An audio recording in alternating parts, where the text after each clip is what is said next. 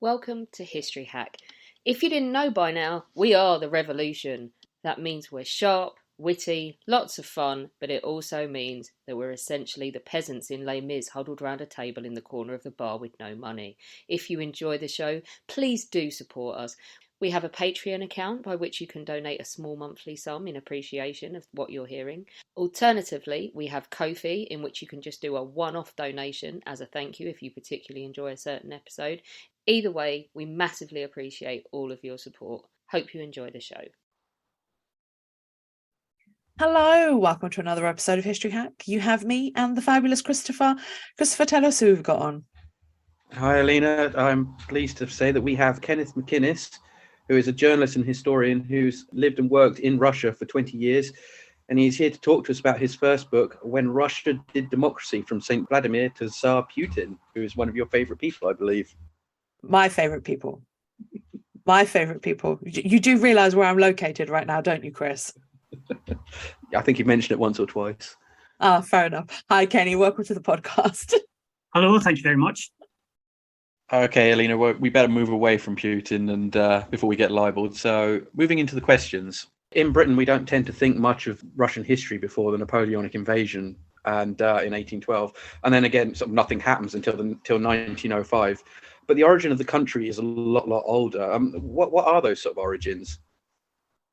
So the birth date is roughly the same as that of our own countries. For example, the Kingdom of Scotland, where I'm from, traditionally dates from 843 AD, while England was unified in the year 927. So we're talking roughly about the second half of the 9th century, i.e. around the lifetime of Alfred the Great, to give a bit of context.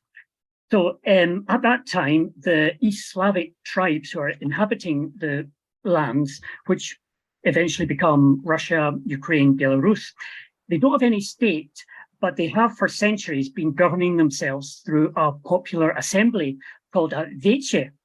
Now, the word comes from the same root as the modern word Soviet, and this was a democratic assembly where every man had the vote. Now, according to the primary chronicle, which was written a couple of centuries after the event, a Scandinavian prince called Rurik was, in the year 862, invited to rule over Novgorod, which is in the northwest of Russia. Then, 20 years later, his successor, Oleg, left Novgorod and traveled south down to the much richer town of Kiev. He made Kiev the capital of a federation of principalities known as Kievan Rus, which stretched all the way from Scandinavia down to the Black Sea. So the princes had to contend with the local democracy, and you had a system of dual power. There were two variations of this. You had most of Kievan Rus, where the power of the prince competed with the Veche, but you also had Novgorod, which was increasingly left to its own affairs, and where the Veche was in more control. And it elected its own governor, it elected its own prince, and it became a separate republic in 1136. So you have these very democratic foundations already existing right at the very birth of the Russian state. And this continued up until the end of the 15th century, after the Mongol invasion, which happened in the 13th century and shook things up a little bit. Because the Mongols came, now they would only deal with the princes, they weren't interested in dealing with the people, and the princes could rely on Mongol troops to put down any rebellions. So that gave the princes a bit of the upper hand over the people. Then, as the Mongol Empire declined and split up, and then the Golden Horde part, which controlled the Russian lands, also declined, a new kid on the block came up. And this was the Principality of Moscow. And there, the Grand Prince was firmly in control, and he expanded his control over all the other Russian lands, uniting them under his sway, under the Russian autocracy. And this wasn't like the old Russian princes of Kiev, because the Muscovite princes, they took a lot from their former Mongol overlords. and the result was the Russian autocracy, which spread over the whole of these Russian lands by the end of the 15th century. So by the reign of Ivan IV, there's quite a balancing act between the autocracy of Tsars versus the Boyar Duma. But Ivan creates something else. Can you tell us what the Zelensky Sodor is? Okay, so I would quite say there was a balancing act between the Tsar and the Boyars Duma, which was simply the advisory council of noblemen, because the Tsar, he was the autocrat, he was in complete control, but there were variations. For example, Ivan III, he would consult with this Duma, the Boyars Duma, and he liked to debate with them sometimes, whereas his son, Basil III, was more like his Byzantine mother, and he took decisions without consulting this organ, but it was always under the thumb of the Tsar.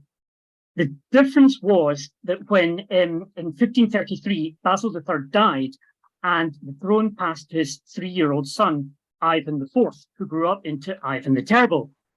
This meant that the boyars, in the sort of power gap, the boyars came to power for over a decade as regents during his minority. But instead of using this chance to legislate and permanently limit the autocracy, they simply engaged in an orgy of killings, seizing power from one another, and using it for as long as they could hold on to it. Now, they also mistreated the young Tsar, the young Ivan, who said that he was denied food, denied clothes, and so when he grew up and at the age of 16 decided to crown himself as Tsar in 1547, he wanted revenge against these boyars. Now, shortly after his coronation in 1547, there were fires followed by riots in Moscow, because the people had also suffered under the boyar rule. Now, the Tsar was frightened by the violence. At one point, there was a mob turned up at his palace demanding that he hand over his grandmother, because she was accused of starting the fires.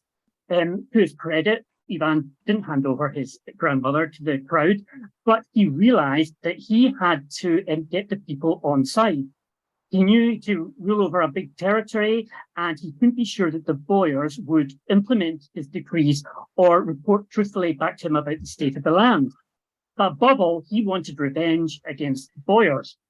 So what he did in 1549 was he took the momentous step of creating a rival consultative organ to the Boyars Duma. He summoned representatives of the whole land to a grand meeting in Moscow, which evolved into the country's first ever national parliament. And this was called a Zemsky Sobor. Now, the word Sobor, it just means gathering or assembly in Russian. Back in the day, it was just called Sobor. Later, in the 19th century, historians added the term Zemsky Sobor, which means land, just to distinguish it from the church assembly. Now, it was very like the contemporary European parliaments of the 16th century, such as you had in Scotland, France, Spain, when you had representatives of the 3 estates sitting in a single chamber. So you had the metropolitan and the senior clergy, the first estate, you had the Boyars Duma, the second estate, and then you had the land, meaning members of every other class in Russian society. Except tradesmen and peasants at the first Sobor, although they did take part in later assemblies. This first Sobor of 1549 was called the Assembly of Reconciliation, because it was called to hear all the abuses of power which had been committed by the boyars during Ivan's minority, and of course to lay the blame and direct the people's wrath against the boyars. The tradition continued, and there were as many as 10 Zemsky Sobors convened during the reign of Ivan the Terrible. I mean, it was a bit like its contemporary Tudor parliament, if we're talking the 16th century here, and it was very much a tool in the hand of the monarch, and it usually let the monarch hear, gave its decisions that it knew that the monarch wanted to hear.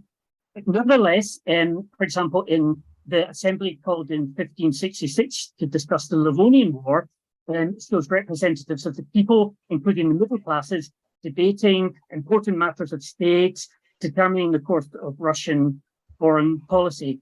Although during the 16th century, it wasn't elected. That only came later in the 17th century. They're going to have quite a bit of an influence, though, in the appointment of Boris Godunov. I'm going to click my teeth in. Boris Godunov. Yes, that's right. It came in quite useful, because in 1598, Ivan the Terrible's son, Fyodor, died without any heirs. Now, in his will, he extracted a promise from his wife, Irina Godunova, to become a nun after his death. But Irina Godunova claimed that he had actually bequeathed the throne to her, and she declared her intention to rule just for a short period of time. Incidentally, I think she was inspired by the English example because she had corresponded with Queen Elizabeth, and she well knew that in England, they'd had an unbroken line of queens for the whole second half of the 16th century. But in Russia, a woman had never ruled in her own right. And Irina might have wanted to have been like Queen Elizabeth I. She ended up being like Lady Jane Grey because she only ruled for 9 days. The people of Moscow rioted, they called her shameless, and so she hastily relinquished power to the Boyars' Duma and retired to a nunnery. And so the government of the country passed to the Patriarch, who summoned a Zemsky Sabor to elect a new Tsar. Now, the Patriarch, his name was Job, named after the biblical prophet Job. He played the main role in holding the election.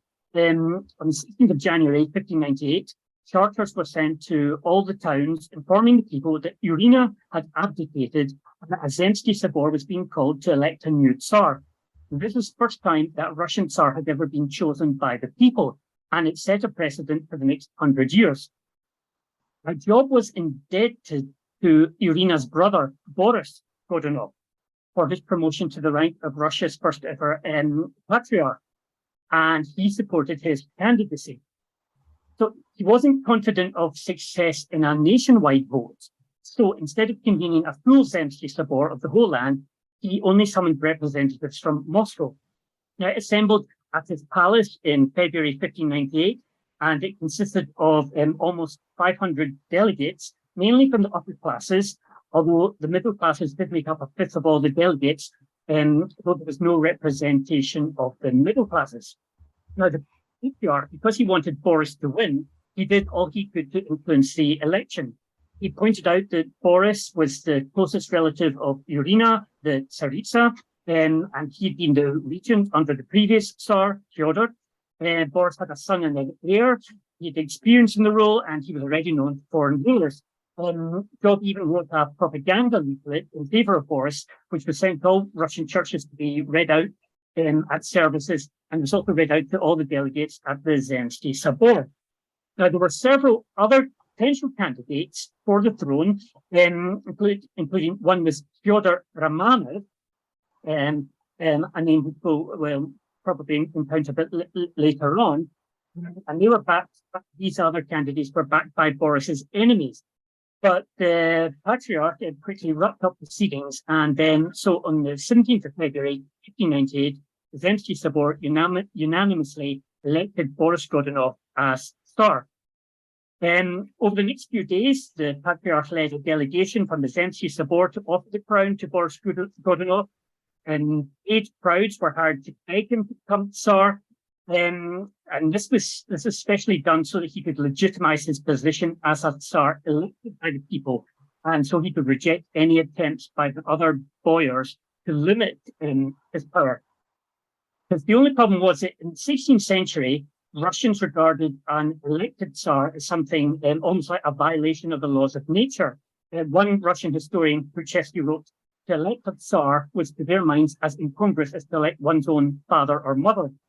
So when pretenders appeared, one of them possibly set up by the Romanovs, even though they had a very shaky claim to the throne, the people abandoned the elected Tsar for someone who said that he was the natural Tsar. He claimed that he was a murdered son of Ivan the Terrible. So in short, the Zemsky Sabor did technically elect Boris Godunov as Tsar. Democracy and the Zemsky Sabor became a tool in his hands to legitimize his route to power. It was a start, and England had not had an elected Tsar since Harold in 1066, and all subsequent Tsars down to Peter the Great in 1682 were, in one way or another, technically elected by the Zemski Sabor. I was going to jump in with another question, just totally off topic, but it does relate to what we were talking about. But you just answered my question, because I was going to say is that next door in Poland, all our kings were elected. Yes, yes. So it was something really normal. Actually, by the yes, way, exactly. to my listeners, I only found this out a few years ago, which is really embarrassing because it's not obviously my time period, but it's very strange that suddenly they were like, oh my God, how dare you elect a Tsar? But then literally next door, everything is as normal. It's how it runs in Poland. Yes, this was completely normal. And for example, in Sweden, they had a law that the Swedes, it was in as far back as 1220, the Swedes had a law that the Swedes elect their own kings, not only elect, but also depose. And medieval democracy has a lot of good lessons. Which leads us onto the Romanovs, because obviously they're then the ruling family for the next 300 years. So I'm guessing that they're not elected once they've got on. No, the Romanovs are elected. What happened was the first Romanov Tsar, Michael, was elected. Then all subsequent Tsars, up until the time of Peter the Great became emperor. So you don't elect an emperor. The emperor chooses his own successor. But the first Tsar, Michael Romanov, he was elected in 1613, and the subsequent Tsars after him in the 17th century were technically elected. Obviously, the Tsar's eldest son was kind of prepared for the role. He was given the title as the heir apparent, as Tsarevich, so there was never going to be any doubt about it. But nevertheless, they were either formally elected by the Zemski Sabor, or, for example, in 1682, in the case of Peter the Great, there were two brothers who contended for the throne. There was Ivan V, son of one mother, Maria Miloslavskaya. Then you had Peter, who was the son of another, of a different mother, Natalia Nerishkina. And now Ivan was the older boy, Peter was the younger.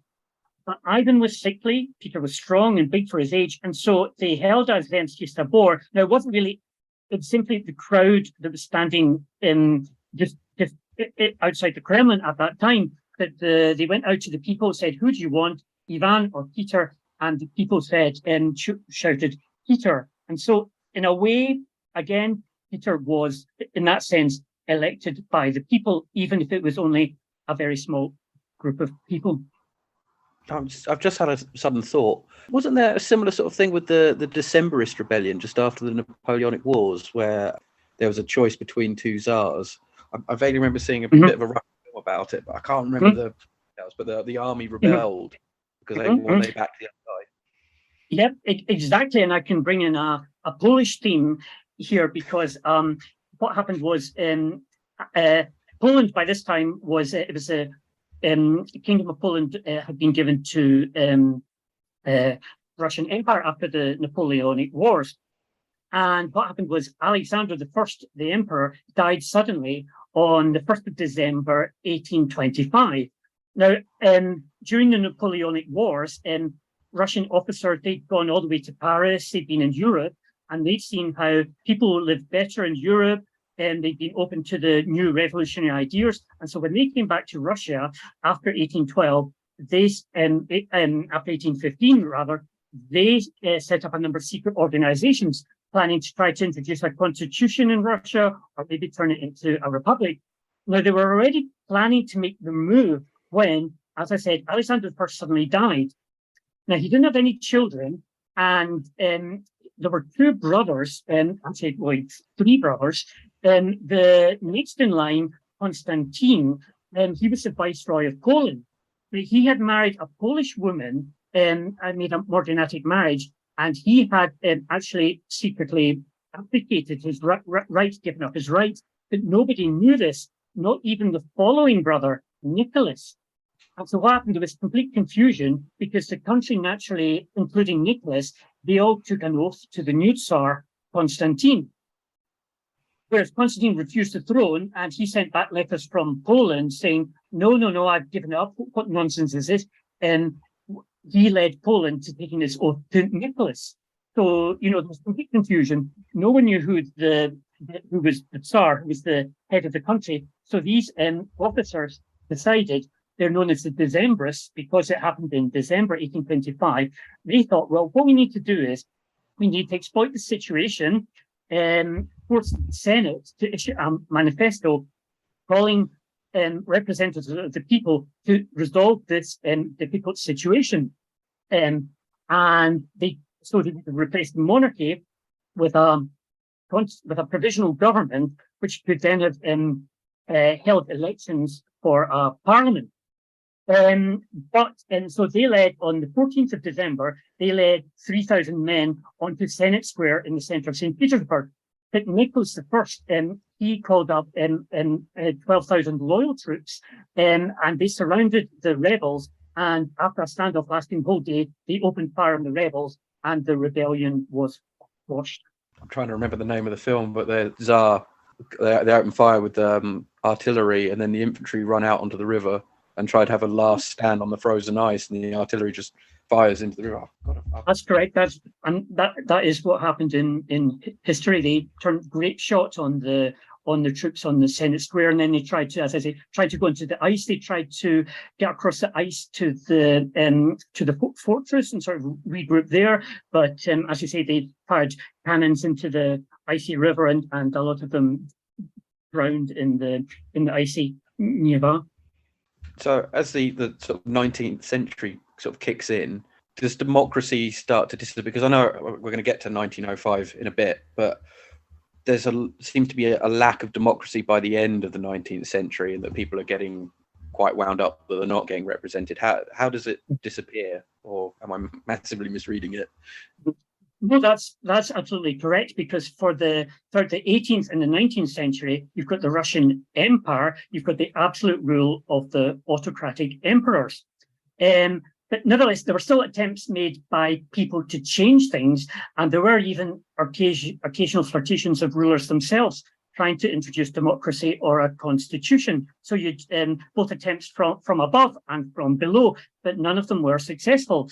So as early as, for example, in 1730, there was actually a very good chance of Russia becoming a constitutional monarchy, just as England had become in 1689 in the Glorious Revolution. What happened? One of the emperors, Peter II, he was the grandson of Peter the Great. He died very unexpectedly, actually on the day when he was supposed to get married. So he hadn't had time to appoint an heir. So the Supreme Privy Council, which was meeting that day anyway for his wedding, they'd long been planning to try to transform Russia into a constitutional monarchy. And they appointed as empress a woman, Anna Yanovna, who was she was a widow. She was the widowed Duchess of Kurland, and they thought, well, she'll be easy to manipulate. She's not married. She'll be glad to be empress. So they set her a series of conditions which would have turned Russia into a constitutional monarchy. She agreed to these conditions, but when she got to Moscow, then she established ties with the Imperial Guards, and they supported her. And so she safely she tore up the conditions and restored absolute rule. So there's a plan for a Senate of 36 members and elected chambers of the nobility and urban classes, and this was as early as 1730. But later in the 18th century, for example, you had Catherine the Great, who was very liberal, but she didn't want to give up any of her own powers. For example, in 1762, she established a supreme legislative body called the Imperial Council, shared power, but then she changed her mind. And then in 1766, she did call, and she held a nationwide election of deputies to an assembly in Moscow. But this is only to compile a new code of laws. And when they started suggesting things like abolishing serfdom, the nobility told her, put a stop to these ideas. And so she dissolved the commission. Then you Alexander I, who we mentioned whose life ended in 1825, which led to the Decembrist Revolt. Now he toyed with the idea of introducing representative government at the start of his reign to relieve him of his duties and need to retire abroad. Then in 1808, he had an advisor, Count Mikhail Speransky, brought plans for a system like Switzerland, which would divide the country into administrative units, each with its own parliament, headed by an imperial Duma, meeting annually in St. Petersburg. But then again, the idea was too radical for him, and he sacked Speransky and in 1812. Then Nicholas I, we say he became Tsar after Alexander I in 1825. He was very reactionary, and there was no progress under him. His reactionary system suffered a complete catastrophe in the Crimean War, and he died during the war, 1855, and his son, Alexander II, saw that there had to be change. He made a lot of reforms, like abolishing serfdom, but he couldn't quite bring himself to create a parliament. However, in 1880, his wife died, the Empress, and he very quickly married his lover, a woman called Catherine, and he planned, in May 1881, he planned to simultaneously announce the granting of a constitution and the coronation of his morganatic wife, and possibly retire with her and their young family to the south of France, and to let first of all, have a consultative organ, which would eventually grow into a fully fledged parliament. On the morning of the 1st of March, 1881, he signed the project for a consultative legislative body to be presented at the next meeting of the Council of Ministers on the 4th of March. Just 2 hours later, he himself was murdered by terrorists as he drove along the Catherine Canal in St. Petersburg. And he was succeeded by his son, Alexander III, who was very reactionary, initially issued the Manifesto of Unshakable Autocracy, ruled in Russia for 13 years with an iron fist. And this was continued under his son, Nicholas II, although Nicholas II was not quite made up of the same stern stuff as his father. And he soon found that he had a revolution on his hands because they held back progress for just too long. How to sum up Russian politics and tragedies and positivities in literally 5 minutes. Well done. That was very, very interesting because we're going up. That was great, but no, then we go on a downer and up and down. It's been very interesting 5 minutes listening to how everything just it happens, then doesn't happen. It's too radical. It doesn't fit the narrative, or this guy thinks is he's going to rule with an iron fist, and it's very interesting actually. I think it's Russian history in a nutshell. Russia's a country of extremes, and it seems to shuffle from one extreme to another a lot of the time in history. Although sometimes I think it's worse when it doesn't shuffle quite so much and it stays on the same track. For example, I lived in Russia under the Yeltsin years, and it was the same thing. You would move from liberalism to conservatism and then back again. Whereas under Putin, you saw that the country was only moving in one direction, and it was not a good direction. So sometimes change, and even constant change, can be maybe better than the entropy. 1905, we get a large amount of change. We've had the Russo-Japanese War has gone horribly, horribly wrong, and you get the 1905 rebellion. What does Nicholas do to try and change the situation and save his crown? Mm-hmm. Yeah, so we've got the start of the 20th century. We've got endless protests, strikes, and revolutionary activities.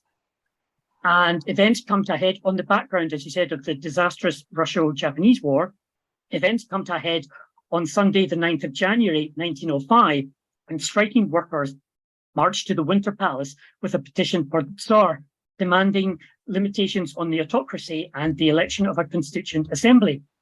Groups opened fire on the crowd, killing several hundred people. Bloody Sunday unleashed a wave of even more strikes, riots, and rebellions across the whole empire. There are peasant uprisings in half of all Russia's provinces.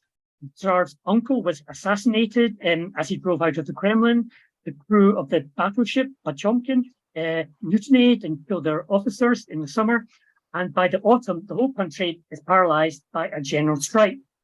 And you've also got the workers begin electing strike committees called Soviets, which even start taking power themselves in parts of the country and setting up micro-Soviet republics.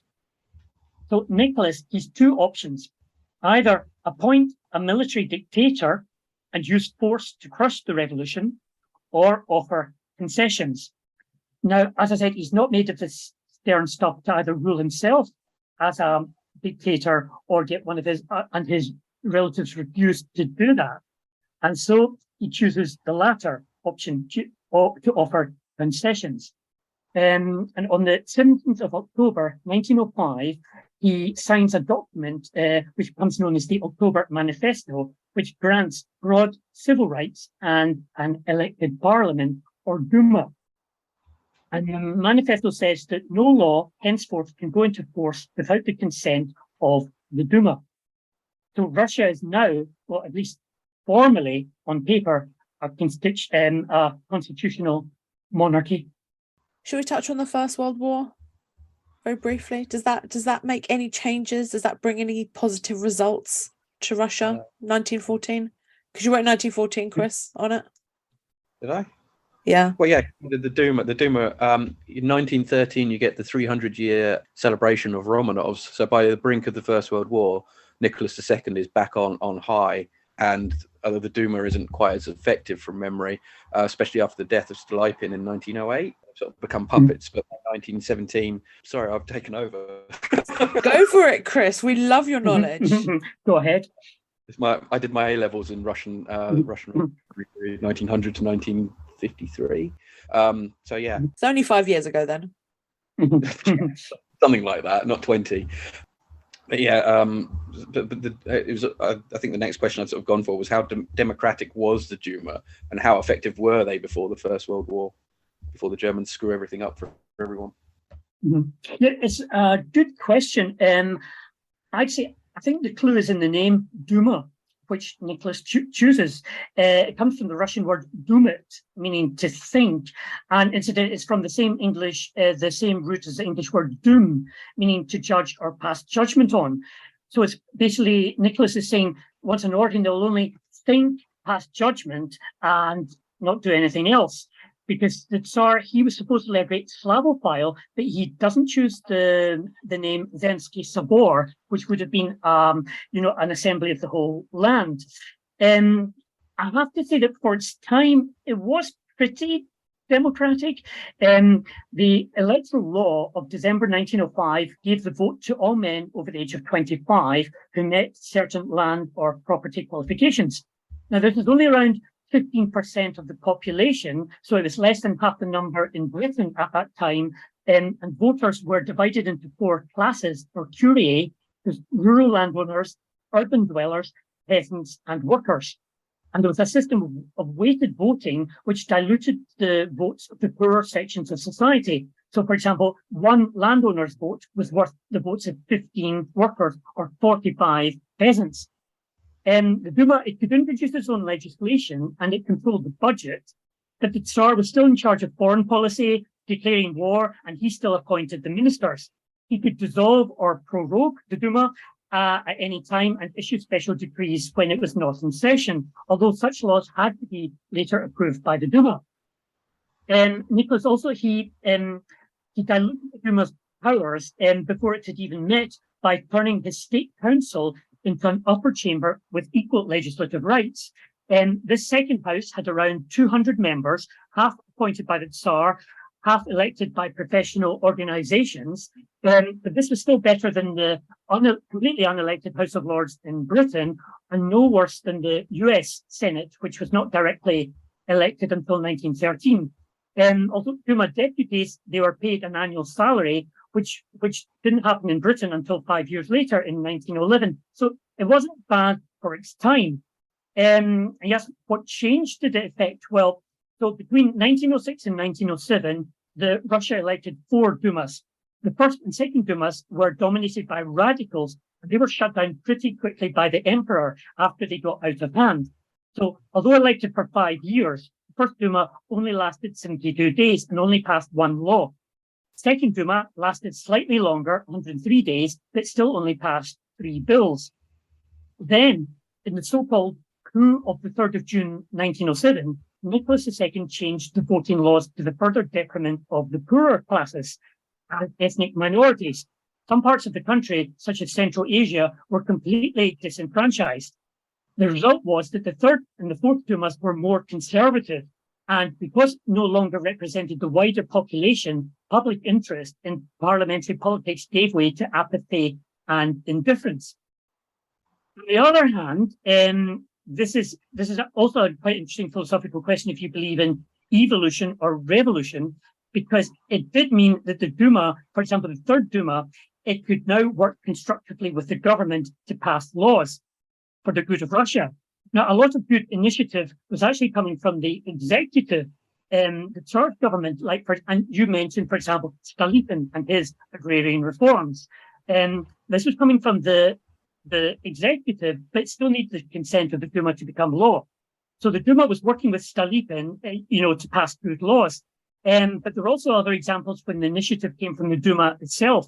For example, the third Duma voted large sums of money for a 15-year expansion of the school education system up until 1922. And although we know a lot about how after the revolution, the new Soviet regime did a lot about battling illiteracy, but this program was already underway by put into operation by the Duma. The Duma also passed laws providing workers with protection, such as national insurance. This is a time of the arms and naval race, the dreadnought race in Britain, same in Russia. And the Duma actually frequently recommended military expenditure even higher than the sums proposed by the War Ministry. Then in 1908, for example, even to make the military better, the Duma forced the resignation of 3 Grand Dukes who held high military offices. And they also investigated, in 1912, there was a massacre of striking miners at the Lena goldfields in Siberia. And they held an investigation, forced the resignation of the Minister of the Interior, Alexander Makarov. Then the fourth Duma, it was also conservative, but even it increasingly moved into opposition against the government and the Tsar, especially on constitutional issues. And in March 1914, there was an event which was a little like the events which kicked off the English Civil War in 1641. Because the government attempted to prosecute the leader of the Mensheviks, Karl Schwyz, after he made a speech calling for a republic. The case was dropped after all the other factions came together to support him, and the Duma passed a vote of no confidence in the government. So the Duma was already acting in a way that the Zemsky Sabor never did in medieval times, and it was coming together to oppose the Tsar's government as a single body expressing the will of the people.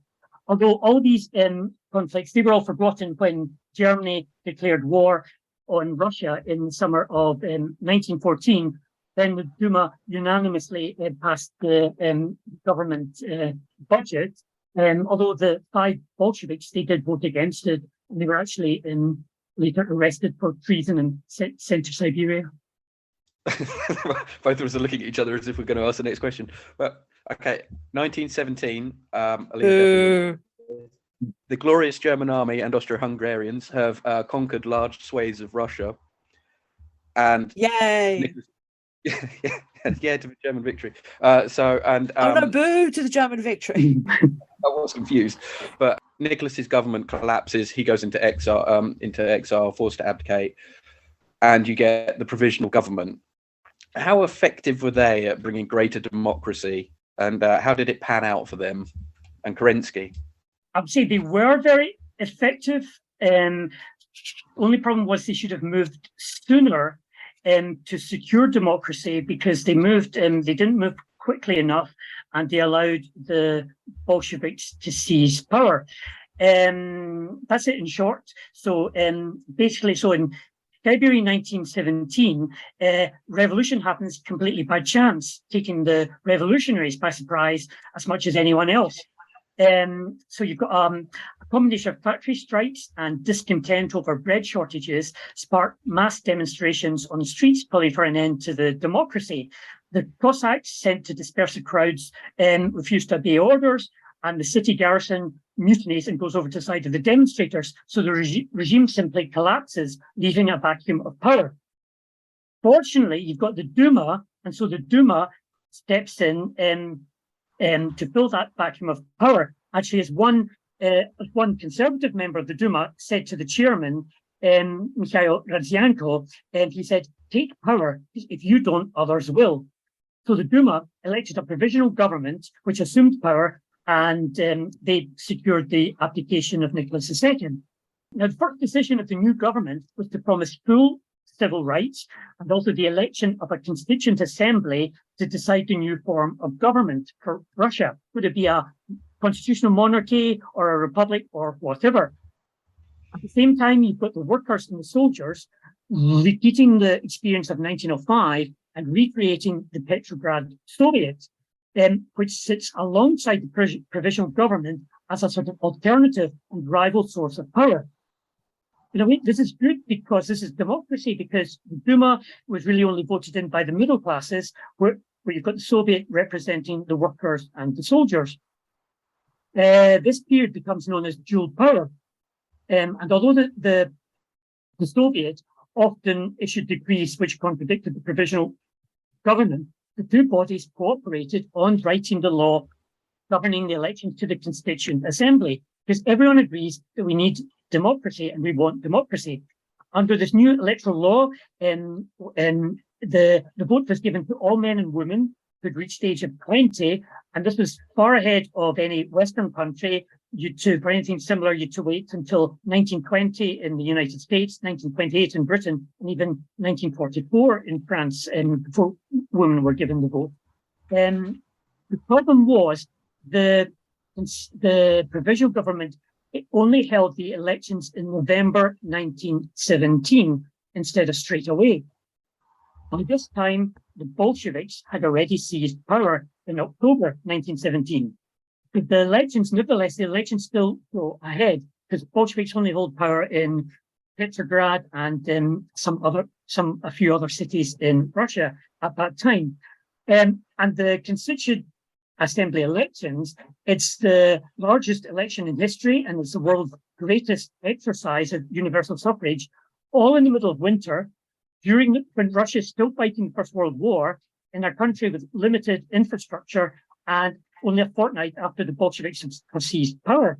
Elections are held on a territory 6 times the size of Europe, over 11 time zones, from the Arctic Circle in the north down to Manchuria in the east, and Russia-occupied Turkey and Iran in the west, and even the Russian troops serving in France and Greece.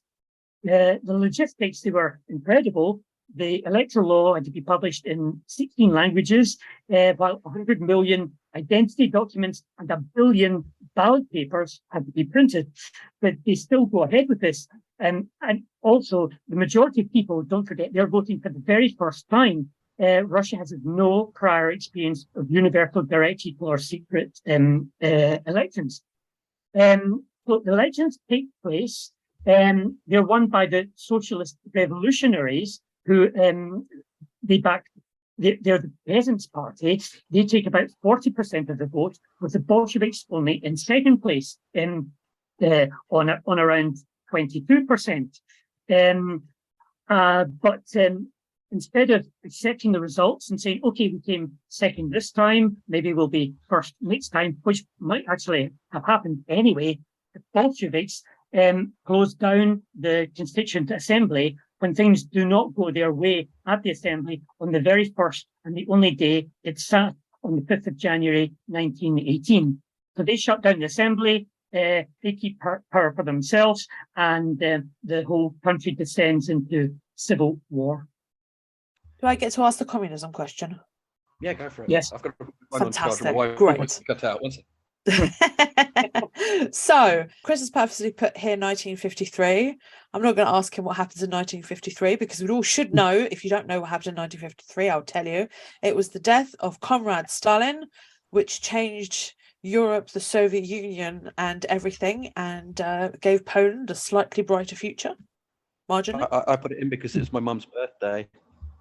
Oh, Kidding. But it is my mum's birthday.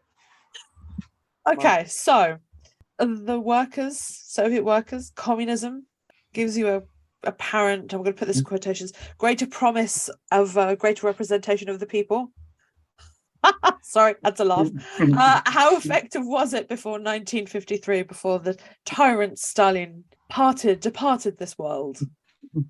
Okay, so as we've seen, the Soviets, or councils of workers' deputies, they sprang up during the 1905 revolution. Now, they emerged from the domestic Russian tradition, the same tradition as the Veche, which we talked about right at the start, or the village assembly. Now, they're a uniquely Russian phenomenon, so they've got nothing to do with Western Marxism. And of course, Lenin, and who in 1905, he's sitting in Switzerland, don't forget, Lenin and other exiled Marxists, they don't actually fully understand these Soviets, and they tried to associate them with the Paris Commune. And it was only after some Soviets started to depose the local authorities in 1905 and established independent statelets that Lenin spotted their potential as the embryo of a new organ of power. So Soviets, they can have both executive and representative functions. They're an alternative model to parliamentary democracy without the flowery language or the convoluted debate of the parliamentary chamber. That's one of the many reasons why the Reds won the Civil War, because the masses better understood the Soviets as organs of direct democracy. The decisions taken in the Soviets, they were blunt and based on common sense. And what happened was, and so the Soviet model was used in Russia from 1917 right up until 1993. The only problem was that while representatives of all the socialist parties had previously been elected to the Soviets, the Bolsheviks now began to persecute, clamp down, and eventually ban all the other parties. So while the new constitution of 1918 proclaimed that all power belonged to the Soviets, this meant that all power really belonged to the one Communist Party, where there was even less freedom after Lenin banned factions in 1921. Incidentally, there was one alternative to that in Ukraine at that time. Nestor Makhno, an anarchist, set up an anarchist state, or rather non-state, called the Free Territory, and they also had Soviets, but the members of the Soviets were banned from being a member of a political party. But in Russia, Soviets, you could only have, as I say, from the early 1920s onwards, there was just the one party, the Communist Party. So instead of a dictatorship of the proletariat, you actually had a dictatorship of the Communist Party. Now, this crushing of democracy and the rapid rise of a new bureaucratic elite inside the party led to a wave of rebellions by those who'd previously fought for the Reds, such as the sailors of Kronstadt or the peasants of Tambov province. They all had, their political slogans were all for the Soviets without communists, or all power to the Soviets and not the Communist Party. But they were all crushed by the communists by 1921, including with the use of chemical weapons. Now, the vote was given under Lenin to all workers and peasants aged 18. There was a whole category of people called Lishemtsi who were deprived of the vote, including rich peasants, employers of hard labor, and of course, anyone linked to the former regime, such as members of the Tsar's police or the Orthodox Church. In some parts of the country in the 1920s, up to half the population was denied the vote. Now, this was changed by Stalin, who said in 1934 that socialism had now been established, and so the new constitution of 1936 gave the vote to everybody. But there was still no choice, because the constitution had a clause providing for the existence of only one party, the Communist Party. And actually, this was much criticized abroad. And just for balance, I'll give you what Stalin's answer was. He said that in the West, in democracies, you have conflicting classes. And so you can have more than one party there representing each class. But in the Soviet Union, he said, there's only two classes, the workers and peasants who are friendly, who have no clash at all. And so there's no ground in the USSR for the existence of several parties, just the one party, the Communist Party. Although, incidentally, after you said, after 1953, when eventually Khrushchev came to power, he was overheard in 1964 making the suggestion, shortly before he was actually removed from power, suggesting that he might split the one Communist Party into two parties, a party for the workers and a party for the peasants. This never happened, and the Communist Party remained in the Soviet Union as a sole party right up until the reforms of Gorbachev in the late 1980s. Which leads us up to perestroika quite nicely. What effect did that have? Because we now see the end of communism on the horizon and a move towards more Western-style democracy. What's interesting, a bit like 1917, it was actually completely unplanned. Because you say, what effect did perestroika have? Well, ultimately, it led to the end of a totalitarian state and the replacement of the dictatorship of the Communist Party with a multi-party democracy. Of course, it also led to the end of that state, although whether or not that's because the Soviet Union could not inherently function as a democracy and the two things were ultimately incompatible, that's maybe a discussion for another day. So basically, perestroika, it means restructuring, and was the official state policy of the Soviet Union under Mikhail Gorbachev from January 1987. Now, first, Gorbachev, he only wanted to tinker with the economy and modernize the Soviet Union by introducing incentives, reducing inefficiencies, making socialism work a little bit better. He himself, he was a completely orthodox communist who had no plans to introduce democracy. Although having said that, he had been identified back in 1983, 2 years before he became leader, by Margaret Thatcher, or rather by an academic, Archibald Hayward Brown, at a special seminar at Chequers. He'd been identified as the best educated member of the Politburo, who, in the hope of effecting change from the top down rather than the bottom up, as had happened in the Prague Spring of 1968. And that's why Thatcher found a way to invite Gorbachev to Britain in 1984. And that's how he first became known to the West, actually before he became leader in 1985. Anyway, Gorbachev starts these reforms, but after he encounters what he believes to be resistance inside the party to these very limited economic reforms. Now, there are many reasons for their failure. It was mainly the falling price of oil, but he became convinced that he could not rely on the party apparatus, and he would sabotage his reforms, and that he had to mobilize the human resources that were lying outside the party by handing real power to the people. Of course, he argued, maybe he was even telling himself, that he was simply returning the country to the days immediately after the revolution, saying it was a transfer of power from the Communist Party, from the one rule of the Communist Party, into the hands of those to whom it should belong, according to the Constitution, to the Soviets. So in 1987, he first held a small experiment in free elections when voters went to the polls to elect new district, urban, and rural Soviets. Only 5% of these local elections, instead of the usual single candidate, the ballot paper would contain more than one name. So the first time in Soviet history, some voters were being offered a choice. This experiment, it was pronounced to be a success, and in 1988, Gorbachev enshrined free elections in law.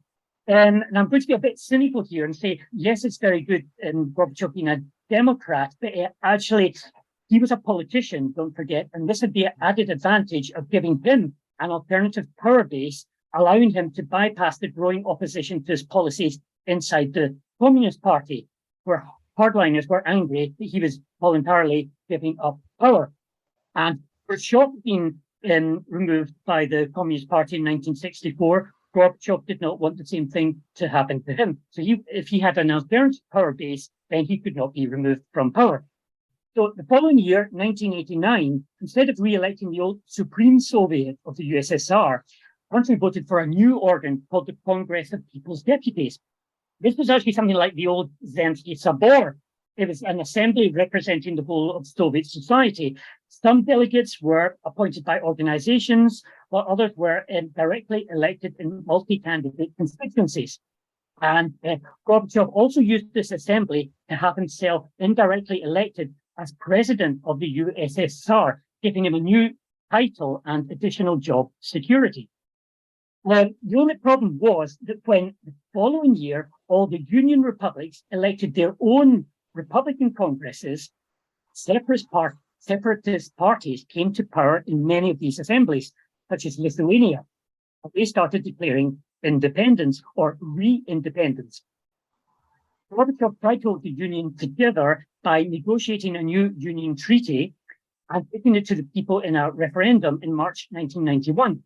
First time the Soviet Union had ever held a referendum, had ever asked people anything, and incidentally, it's also the first time American political consultants were used in the Soviet Union, because President Bush had actually sent Gorbachev an American expert on referendums, find ways to boost the yes vote. Now, although only 9 of the 15 republics took part in the vote, the others said we've already decided we're going to leave the Soviet Union, the yes vote still wins, and so it's agreed that the Union of Soviet Socialist Republics will be replaced by a new Union of Sovereign States.